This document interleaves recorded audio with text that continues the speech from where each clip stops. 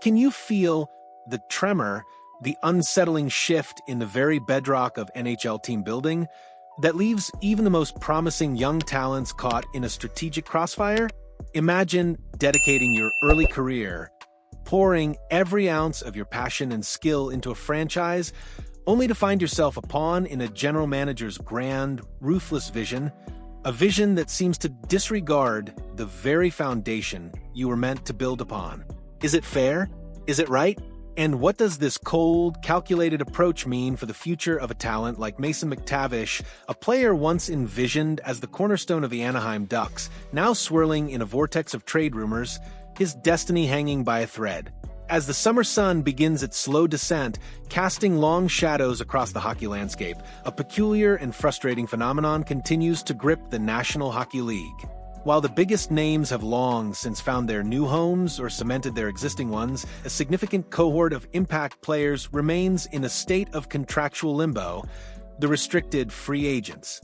These aren't fringe players. These are young, dynamic talents like Marco Rossi, Luke Hughes, Luke Evangelista, and Connor Zary, all awaiting new deals.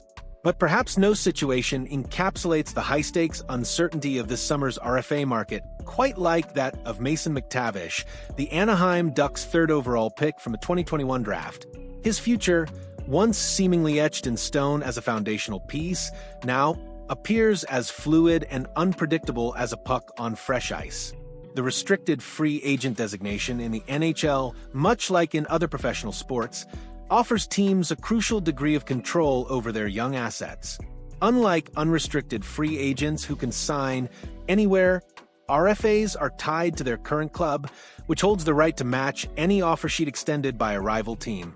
This mechanism is designed to protect a team's investment in its drafted and developed talent. However, this summer, the RFA market has been particularly stagnant. A confluence of factors, including a relatively flat salary cap and many teams already operating close to its upper limits, has meant that few franchises possess the financial flexibility or the willingness to extend significant offer sheets.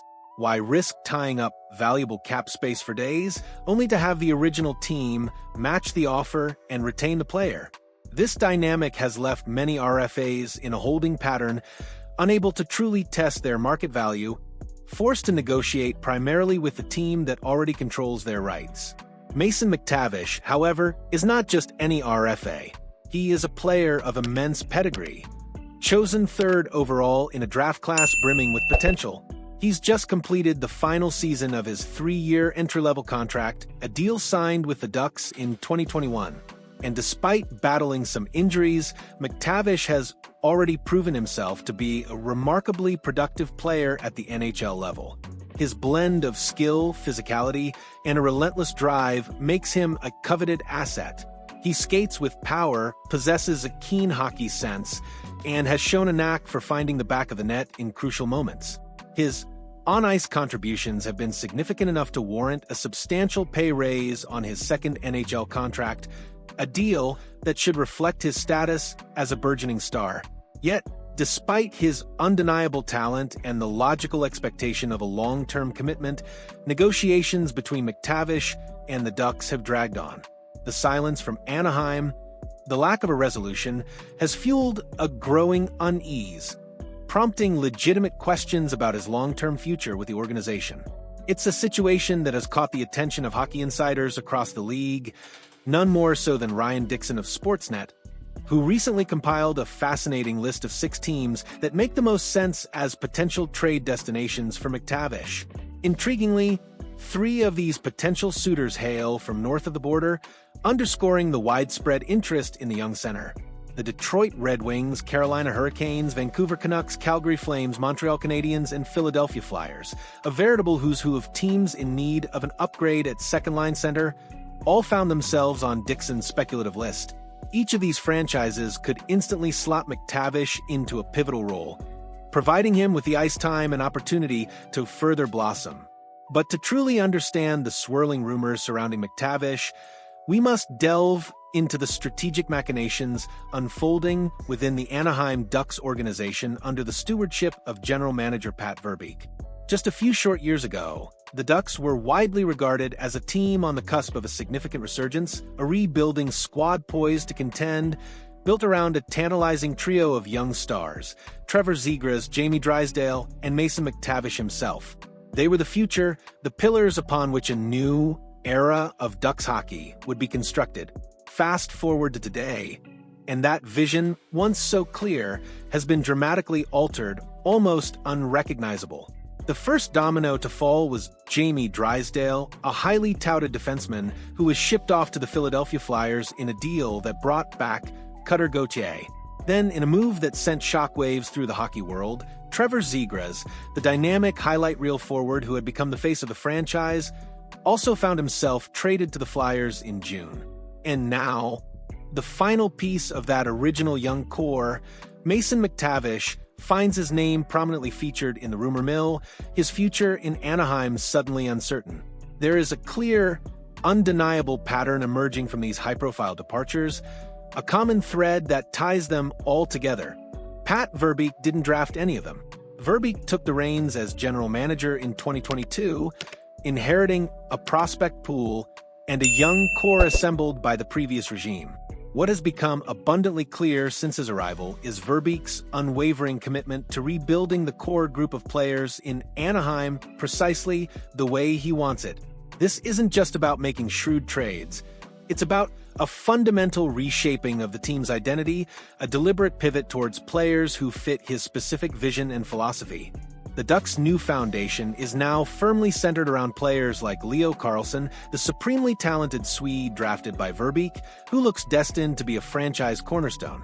He's joined by Cutter Gauthier, acquired in the Drysdale trade, a power forward with immense potential.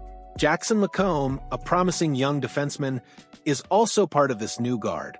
And looking further down the pipeline, the Ducks have high hopes for top prospects like Beckett Senek and Roger McQueen, players who represent the next wave of Verbeek's handpicked talent. This is a bold, almost audacious strategy, dismantling a promising young core to construct an entirely new one, all within a relatively short time frame. It's a move that speaks volumes about Verbeek's conviction and his willingness to make unpopular decisions in pursuit of his ultimate goal.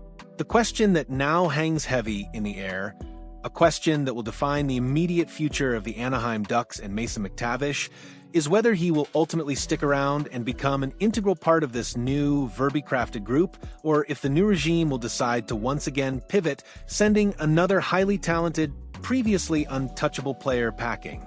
The delay in his contract, coupled with the recent history of the Ducks' aggressive roster overhaul, certainly points towards the possibility of a trade. Will McTavish be the next piece to be moved in Verbeek's relentless pursuit of his ideal roster? Or will the Ducks finally commit to the young center, integrating him into their freshly minted core? This situation is a fascinating case study in modern NHL management, a stark reminder that even the most promising draft picks are not immune to the strategic whims of a new general manager. Pat Verbeek is playing a high-stakes game of chess, methodically moving pieces, and Mason McTavish is currently the most prominent piece on the board, his future uncertain. We should find out sooner rather than later whether McTavish is going to be a foundational part of this new Anaheim era, or if he'll be donning a different jersey when the puck drops on the new season. The hockey world watches with bated breath, eager to see how this dramatic saga unfolds. What's your take on Pat Verbeek's bold strategy? Do you think he's making the right moves by completely reshaping the Ducks core, or is he risking too much by moving on from players like Zegras and Drysdale? And where do you see Mason McTavish landing if he does get traded? Share your insights and predictions in the comments below. We want to hear your passionate opinions on this captivating NHL drama. And if you were gripped by this deep dive into the Ducks' strategic overhaul, make sure to hit that like button and subscribe to the channel for more exclusive analyses that bring you right into the heart of the game.